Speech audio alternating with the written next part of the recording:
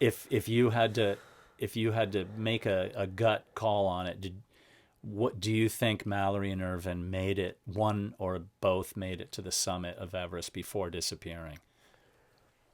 You know, if I was a betting man and I was forced to wager, and someone knew the truth, and and said you gotta wager on this, I would say that they did not make it, and I think anyone who's an expert on this would agree with that.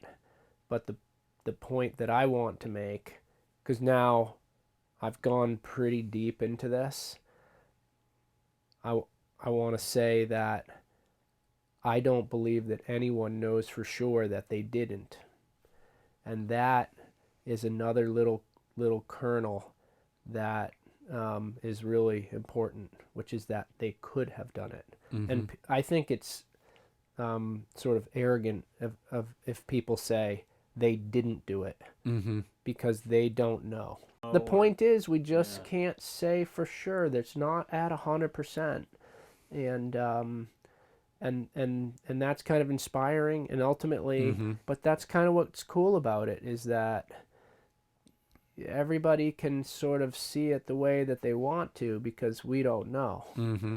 We don't. and Right. it's inspiring to think about those what ifs. But regardless, what we do know is that they were up at 28,000 feet or above, and they were still going up at that point. Incredible.